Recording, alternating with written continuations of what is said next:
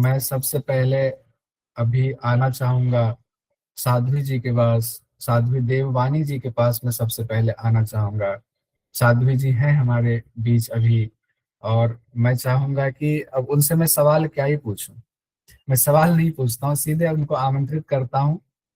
साध्वी जी को आइए, आपका स्वागत है। सभी लोग इंतजार कर रहे हैं बेसब्री से। तो आपका वीडियो शायद खुला हुआ है ना? जी। मैं स्क्रीन शेयर बंद करता हूँ तो पता चलेगा। हाँ, मैं पिन करता हूँ। बहुत खुशी हो रही है। अज्ञानतिमिरान्धस्य ज्ञानाञ्जनशलाकया चक्षुरुन्मीलितं येन तस्मै श्रीगुरवे नमः। सर्वेभ्यो नमः। सबसे पहले मैं बहुत बहुत धन्यवाद ज्ञापित करना चाहूँगी सर का। और मैं सर से दिन में भी मैंने कहा था कि वो एक आदर्श शिक्षक हैं। एक जितना वो पढ़ाते हैं, स्वयं प्रयास करते हैं वैसा जीने का, और वो एक प्रेरणा है सभी शिक्षकों के लिए भी, सभी विद्यार्थियों के लिए भी, कि यदि जीवन कैसा होना चाहिए तो वो हमारे सामने साक्षात सर का जीवन है। मैं अपना परिचय देना चाहूँगी। मैं पतंजलि योगपीठ हरिद्वार से साध्वी देववाणी परम पूज्य योग ऋषि श्री स्वामी जी महाराज से मैंने 2018 में संन्यास लिया था, और साइंस बैकग्राउंड से मैं रही हूँ। 12th करके आई थी, यहाँ पे आकर के संस्कृत व्याकरण से एमए किया, फिर दूसरी बार योग से एमए किया, और भगवान की और गुरु की कृपा से ये सौभाग्य रहा, सभी का सहयोग रहा, सभी की शुभकामनाएं रही। और जैसे सर हैं, आप सभी का पुरुषार्थ देख करके भी हमें प्रेरणा मिलती है पुरुषार्थ की, तो थोड़ा पुरुषार्थ रहा। और सभी के अनुग्रह से, सभी की कृपा से प्रथम बार में ही 216 नंबर के साथ जीआरएफ क्वालिफाई किया। तो ये मुझे भी खुशी है, और सबसे बड़ी बात की एक संदेश भी है सबके लिए कि अनेक व्यस्तताओं के बाद भी ऐसा करना संभव है। मुख्य रूप से मैं बताना चाहूँगी कि मैंने योग के मूल ग्रंथ पढ़े थे, क्योंकि संस्कृत पढ़ी हुई है, संस्कृत में अच्छी कमांड है, तो बहुत समय नहीं लगता है पढ़ने में। तो मूल ग्रंथों का अध्ययन किया था, और समय के अभाव के कारण बहुत सारी सेवाएं होती हैं, बहुत सारे कार्यों की व्यस्तता होती है। इस कारण से क्विक रिवीजन के लिए सर के चैनल से बहुत सपोर्ट मिला, बहुत सहायता मिली, और उस कारण से बहुत इच्छा थी सर का धन्यवाद करने की। इसी कारण से संपर्क भी हो पाया। और सहायता इस प्रकार से भी मिली कि यहाँ पतंजलि में परंपरा है शास्त्रों के स्मरण की, तो श्रीमद् भगवद गीता का संपूर्ण कंठस्थ स्मरण, 9 उपनिषद ईश से लेकर के छांदोग्य तक उनका कंठस्थ स्मरण, पंचदर्शन स्मरण। तो जैसे श्रीमद् भगवद गीता की यूनिट, उपनिषद की यूनिट, योग दर्शन की यूनिट, सहज ही उसमें एक अच्छी कमांड थी। और उसके अलावा जो ग्रंथ थे वो कुछ मूल पढ़ करके और बार बार रिवीजन से, वीडियोस देख करके सर के, तो बहुत आसानी से सारा हो गया। और सभी को मैं यही कहना चाहूंगी कि यदि पुरुषार्थ करते हैं, हमारे गुरुदेव कहते हैं कि हर एक जीव के अंदर, हर एक आत्मा के अंदर अनंत सामर्थ्य है, असीम सामर्थ्य है, और उसको पुरुषार्थ से जगाया जाता है। हाँ, ये है कि किसी किसी को थोड़ी सहज उपलब्धि मिल जाती है, किसी को अधिक पुरुषार्थ करना पड़ता है, परंतु पुरुषार्थ का फल मिलता है, जो मेहनत करता है उसका फल मिलता है। तो और अधिक क्या कहूँ, बस सर का बहुत बहुत धन्यवाद। क्योंकि मैंने ये भी कहा था सर को कि सर केवल पढ़ा नहीं रहे हैं, वो एक पढ़ाना अलग बात है, उनका मुख्य उद्देश्य वो स्वयं उस चीज को पढ़ करके प्रसन्न है, जो विषय है योग का, जो ग्रंथ है। और मैंने ये भी देखा सर केवल योग के ग्रंथ नहीं पढ़ते, उससे रिलेटेड अन्य अन्य चीजों को भी खोजना, पढ़ना। तो वो बहुत अच्छा लगा था मुझे देख करके। और एक देश की ही ये सेवा है कि हमारे ऋषियों की इतनी महान विरासत जो योग की रही है, उसको बहुत प्रामाणिकता से, अत्यंत पुरुषार्थ के साथ, और बहुत एक उत्साह के साथ सभी विद्यार्थियों को पढ़ाते हैं और हम जैसे कितने ही विद्यार्थी उसका लाभ ले पाते हैं, इसलिए सर का बहुत धन्यवाद है।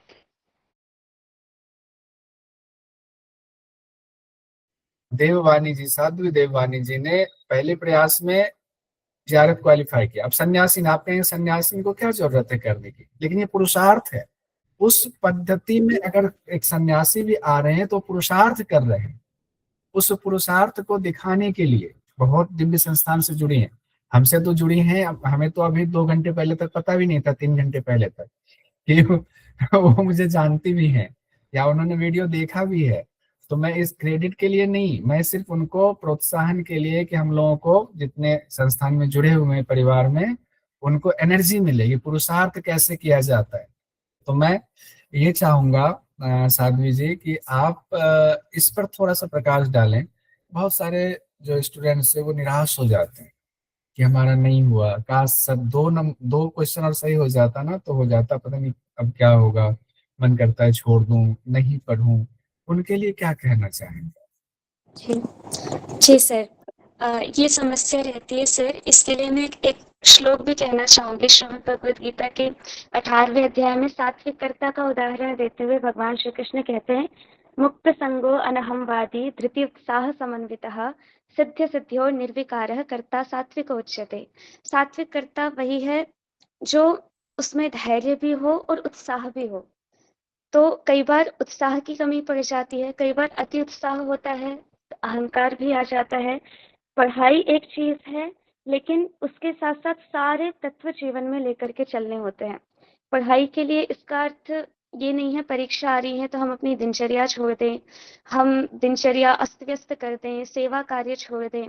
सारे कार्य करते हुए भी अत्यंत विषम परिस्थिति में भी सब कुछ संभव है। बस एक वहां पर बाधा आ जाती है, निराशपन। और निराश होने का कोई औचित्य ही नहीं है, क्योंकि सिलेबस है सामने, विषय है सामने, सुविधाएं हैं सामने, हमारा सपोर्ट और मार्गदर्शन करने वाले हैं सामने। बस हमको अपना देना है। अपना हम जितना लगाते हैं, फिर कहीं ना कहीं वातावरण ऐसा है कि हम पूरा फोकस नहीं कर पाते, पूरा समय नहीं दे पाते। जैसे मैं अपना बताऊं तो सुबह 3:45 बजे 3:45 से लेकर के रात के 10 बजे तक मुश्किल से कभी बैठने के लिए मिलता होगा।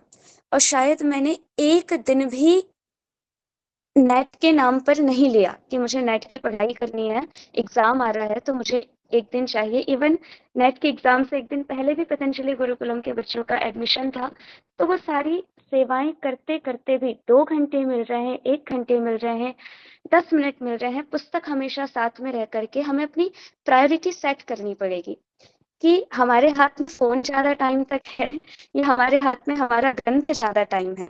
हम अपना समय किसी से बात करने में ज्यादा लगा रहे हैं या उतना समय हम किसी विषय का रिवीजन करने में लगा रहे हैं। तो हम अपनी प्राथमिकता यदि तय करें तो बहुत कठिन चीज नहीं है। यदि हम मेहनत करें तो बिल्कुल संभव है, हर एक व्यक्ति से संभव है, वो किसी भी आयु का हो, किसी भी परिस्थिति में हो और कितनी ही व्यस्तता में हो। थोड़ा थोड़ा अंतर आता है, किसी को थोड़ी सी ज्यादा मेहनत लग सकती है, किसी को थोड़े सहज में हो सकता है, तो लेकिन इतना भी कठिन नहीं। तो निराश होने की कोई आवश्यकता नहीं है, अपने एक एक क्षण का प्रयोग करें, क्योंकि शास्त्र भी कहते हैं कि आयु अल्प है, सीखने के लिए, जानने के लिए बहुत कुछ है संसार में। तो एक एक क्षण हमारा ऐसा होना चाहिए कि उसका हमें लाभ मिले, कुछ प्रोडक्टिव हो। तो बस यही अंतर होता है कि व्यक्ति उन्हीं 2 पैर, 2 आंख, 2 हाथ के साथ बहुत आगे बढ़ जाता है और उन्हीं सारे साधनों के साथ एक व्यक्ति बहुत सामान्य जीवन जीता है। क्यों? क्योंकि वो अपने एक एक क्षण का उपयोग करता है। तो जितने भी छात्र हैं, छात्राएं हैं, अपने एक एक क्षण का प्रयोग करना सीखें, तो स्वयं ही आपको बहुत समय मिलेगा पढ़ाई करने के लिए। और जैसे जैसे हम करते जाते हैं तो उत्साह हमारे अंदर से आते जाता है। तो निराश होने की कोई बात नहीं है। एक बार नहीं हो पाया कोई बात नहीं, दूसरी बार हो जाएगा, दूसरी बार नहीं हो पाया कोई बात नहीं, तीसरी बार हो जाएगा। परंतु अपने पुरुषार्थ का मूल्यांकन जरूर करें कि कहाँ कमी रह गई, क्या मिस किया हमने, क्या छोड़ा, या कहाँ हम ध्यान नहीं दे पाए।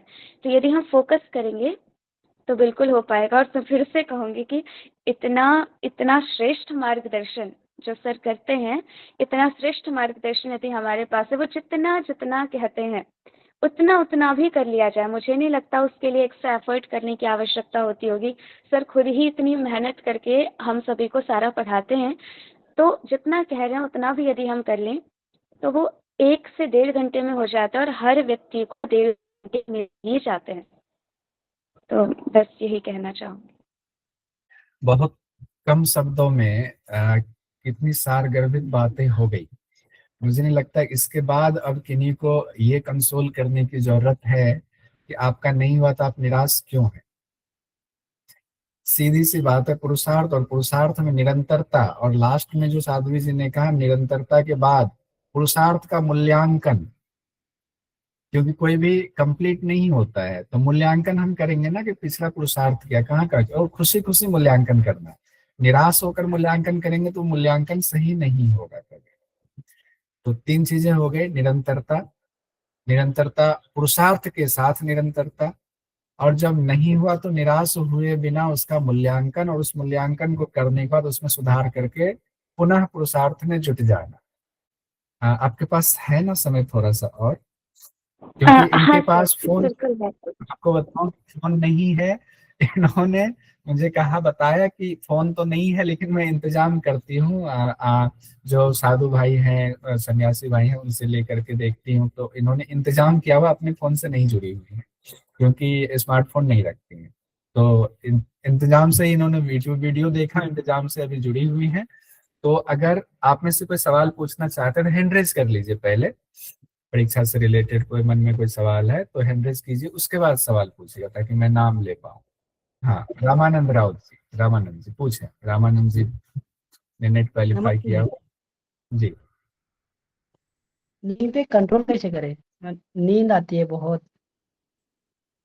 ये अभ्यास की बात है, और सबसे बड़ी बात कि यदि आपको नींद में सुख मिल रहा है तो आप, वो कहते हैं ना विद्यार्थिना सुखेत त्यजेत सुखम, कि हम नींद से होने वाला जो नुकसान है उसको आप फील नहीं कर पा रहे हैं। जिस दिन नींद से जो नुकसान है उसको आप हृदय से अनुभव कर पाएंगे, उस दिन आप चाह कर भी सो नहीं सकते। तो आपने प्रायोरिटी पे अभी नींद को रखा हुआ है। हमें भी आती है, हमें भी लगता है कि क्यों इतने जल्दी 3:45 हो गए, थोड़ा आधा घंटा और मिल जाता। लेकिन बार बार अभ्यास करके कि नहीं उठना ही है, करना ही है, तो अभ्यास कहते हैं ना, भगवान भी अभ्यास वैराग्याभ्याम तन्निरोध योग दर्शन में भी आया है कि निद्रा वृत्ति को यदि आपको हटाना है तो अभ्यास करो, और वो निद्रा जो वृत्ति है उसके प्रति वैराग्य का भाव लाओ। और वैराग्य का भाव तब आएगा जब आप उसमें दोष देखोगे कि नींद से नुकसान है, नींद से कितनी हानि है, उसको जब आप बार बार देखने लगोगे, और यदि ना सोए तो उससे कितना लाभ होने वाला है उसका चिंतन बार बार करने लगोगे, तो सहज ही आप धीरे धीरे धीरे धीरे उससे ऊपर उठ जाओगे। हाँ, थोड़ा जोर तो लगाना पड़ता है, इतना आसान होता तो सब कर लेते, पर यदि पाना है तो थोड़ा सा आपको एफर्ट करना पड़ेगा। प्रिया जी का सवाल है, मैं ज्यादा नहीं बोलूंगा। प्रिया जी। प्रणाम दीदी। अ, मेरा एक क्वेश्चन है जो शायद हम सभी का क्वेश्चन होगा कि पेपर 1 और पेपर 2 इन दोनों को किस तरीके से बैलेंस रख के पढ़ा जाए, क्योंकि हम योगा के विद्यार्थी हैं तो हम सब पेपर 2 में बहुत ज्यादा ध्यान देते हैं, लेकिन पेपर 1 में हम कहीं ना कहीं थोड़ा सा डगमगा जाते हैं और वही कारण हो जाता है कि हम क्वालिफाई नहीं कर पाते। तो आप प्लीज बताइए जी। पेपर 1 के बारे में मैं जितना समझ पाई हूँ उतना बताती हूँ, क्योंकि मेरा भी फर्स्ट अटेम्प्ट है, 2-3 बार दो तो उससे एक अलग अनुभव होता है। पर मैंने जितना समझा, पेपर 1 के सारे यूनिट पढ़े एक एक बार, वो भी मैंने यूट्यूब से ही पढ़ा, कुछ कुछ फेमस जो भी हैं पढ़ाते हैं उन लोगों से। लेकिन उसमें मैंने ये समझा कि प्रीवियस क्वेश्चंस हम जितने सॉल्व करते हैं उससे एक हमारा मस्तिष्क विकसित होता है उस भाषा को समझने का। लेकिन मुख्य तो ये होता है कि आप एग्जाम हॉल में बैठ करके क्वेश्चन को देख करके कितना कॉमन सेंस लगा पा रहे हैं। फिर दूसरी बात जो आपने पूछी कि हम किस पेपर पर ज्यादा फोकस करें, तो सिंपल सी बात है, जो हमें नहीं आ रहा है उस पर हम समय देने से अच्छा है जो हमें आ रहा है उसको पूरा परफेक्ट बना लें। कि यदि कोई यूनिट हमें कठिन लग रही है, ऐसा ना हो कि जो आ रहा है वो भी आधा अधूरा है, जो नहीं आ रहा है वो नहीं ही आ रहा है। तो दोनों को तो लेकर के चलना ही है, पर पेपर 2 में हमारा प्रयास होना चाहिए कि ज़्यादा अच्छी कमांड हो। पेपर 1 का इसलिए बहुत ज़्यादा समय देने की आवश्यकता नहीं है क्योंकि उसमें हम ये नहीं कह सकते कि हमने जो पढ़ा है उसमें से ही आएगा। वहाँ पे कॉमन सेंस ज़्यादा है, ठीक है? रीज़निंग है या हायर एजुकेशन है, इसमें जो कुछ चीज़ें फैक्ट हैं वो तो समझने होते हैं या वो एक टेक्निक होती है, पर बहुत सारी चीज़ें कॉमन सेंस से होती है। तो एक मोटा-मोटा अंदाज़ लग जाए। बाकी पेपर 2 पर ही फर्स्ट अटेम्प्ट में किया तो मुझे ज़्यादा एक्सपीरियंस नहीं है, पर मैंने ये ही अनुभव किया। अक्षय जी। नमस्कार सर। नमस्कार साध्वी जी। मैं ये पूछना चाहता हूँ कि इतने सारे सब्जेक्ट हैं, कभी कभी दिमाग में आता है कि यार इतने सारे सब्जेक्ट हैं, इन सब सब्जेक्टों को कैसे पढ़ें। और संस्कृत भी है, कुछ बच्चे ऐसे हैं उनकी उनका बैकग्राउंड संस्कृत का नहीं है, तो वे कैसे आगे बढ़ें। जी, इसमें ऐसा किया जा सकता है, जैसे कन्फ्यूज़न होता है दिमाग में, इतने सारे विषय हैं, तो सबसे पहली बात हमको एकदम से पूरा सिलेबस दिमाग में रख कर के यदि पढ़ेंगे तो डर जाएँगे, घबरा जाएँगे और स्पेशली जिनका संस्कृत का बैकग्राउंड नहीं है, उनके लिए प्रॉब्लम आती है। तो हम क्यों सारे 10 यूनिट को देखें? यदि हम योग के ग्रंथ पढ़ रहे हैं, आज हमने यदि गोरक्ष संहिता पढ़ी है, उसके हमने नोट्स बनाए हैं और कल यदि हम योग बीज पढ़ते हैं, तो हम उन दोनों को ही कंपैरेटिव पढ़ें। फिर तीसरा ग्रंथ हम जब शिव संहिता पढ़ते हैं, तो उन तीनों को कंपैरेटिव पढ़ें। ऐसे करके यदि हम पढ़ेंगे तो दिमाग में क्लैरिटी भी बढ़ेगी और उत्साह भी आएगा कि हाँ, चीज़ें क्लियर हो रही है। दूसरी बात कि संस्कृत का बैकग्राउंड नहीं है, तो संस्कृत को देख कर के डर लगता है। तो उसमें हम प्रेरणा ले सकते हैं बहुत सारे ऐसे लोगों से जिनका संस्कृत का बैकग्राउंड नहीं था, लेकिन उन्होंने भी जेआरएफ क्लियर किया है, उन्होंने भी नेट क्लियर किया है। क्यों? क्योंकि उनने मेहनत की है। तो सारी बात मेहनत पे आ जाती है। उनको सपोर्ट मिलेगा, सिंपल सी बात है, उसमें मैं भी एक हूँ। संस्कृत का बैकग्राउंड होने से सहायता मिलती है, लेकिन ऐसा नहीं है कि नहीं है तो हो नहीं सकता। थोड़ा-सा ज़्यादा मेहनत लगेगी, पर संभव है। आप उन लोगों से प्रेरणा पा सकते हैं और हर दिन का टारगेट लेकर के पीछे का रिवीजन करते हुए आगे आने वाले शास्त्रों को कंपैरेटिवली पढ़ते जाएँ, तो बाद में एक साथ बोझ इकट्ठा नहीं होगा। और कितनी अच्छी बात है, सर तो जिस दिन एग्ज़ाम हुआ उसके दूसरे दिन से उन्होंने न्यू सेशन शुरू कर दिया। तो हमारे पास समय भी बहुत लंबा होता है। यदि हम थोड़ा-थोड़ा भी लेकर के चलें, तो कोई कन्फ्यूज़न नहीं रहेगा लास्ट तक, बहुत आराम से चीज़ें क्लियर रहेंगी हमारे माइंड में। अभ्यास अभ्यास अभ्यास। पलक सोनी जी।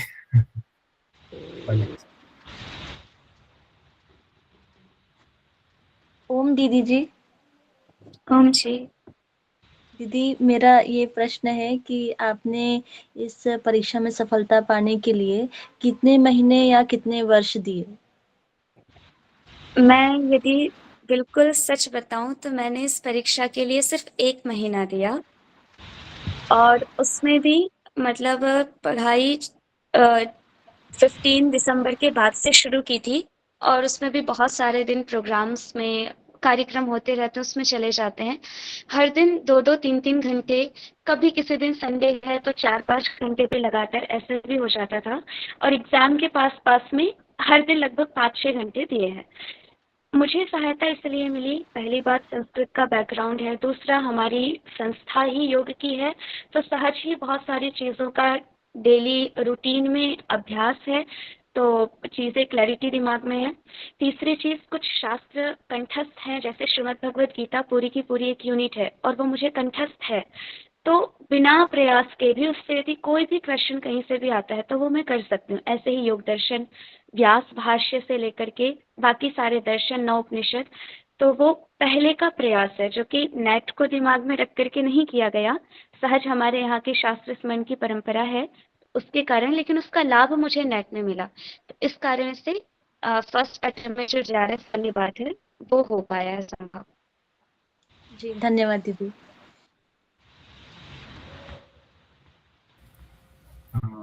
और तो किसी का सवाल नहीं? हाँ, रोहिणी जी का है। रोहिणी जी।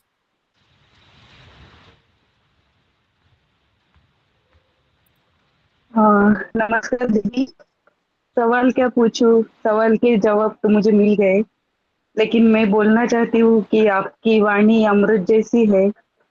आपका मीन्स क्वेश्चन का आंसर देती हो आप, एकदम सटीक, जैसे मैंने पहले कभी ऐसा अनुभव नहीं किया। क्वेश्चन का आंसर निद्रा हो या किसी भी, इससे पता चलता है कि आपको बहुत मीन्स अनुभव है, ज्ञान है। तो भविष्य में आपसे सुनना चाहूंगी, यही कामना है, बाकी कुछ क्वेश्चन नहीं है। बस थैंक यू। इसमें तो मैं यही कहना चाहूंगी कि हमारे गुरुजनों को देख करके उनको जैसे जीते हुए देखा है, उनसे जैसा सुना है, ये शास्त्र की, हमारे मार्गदर्शकों की, वरिष्ठों की, माता पिता की, गुरुजनों की कृपा रही है।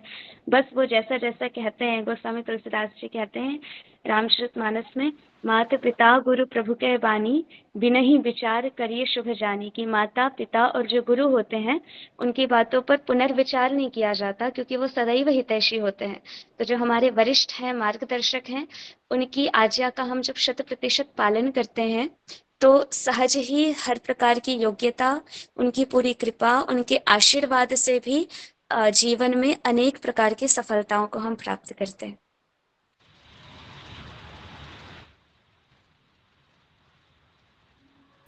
बहुत सुंदर। और तो किसी का सवाल नहीं है, चूंकि अब तो सवाल तो खत्म ही नहीं होगा ऐसे। ठीक है, स्वाति जी। स्वाति जी। हरिओम सर, हरिओम दीदी। सवाल तो कुछ नहीं है, मुझे तो आज खुशी के मारे कहना चाहिए, शब्द ही नहीं निकल रहे कि आज आप इस मंच पे हो। पतंजलि योग पीठ से मेरा बहुत गहरा रिश्ता है और वहां से आज आपने जीआरएफ करके आज श्रेय तो नहीं बोलेंगे, लेकिन आपने इस मंच का गौरव बढ़ा दिया यहाँ आके। तो दिल से धन्यवाद और आपके लिए उज्जवल शुभकामनाएं, और सभी के लिए एक प्रेरणा बन के आप आई हो कि हम लोग कितना भी प्रयास करें, बच्चों को उतना उत्साहित नहीं कर पाते थे जितना आज आपके आने से हो जाएगा।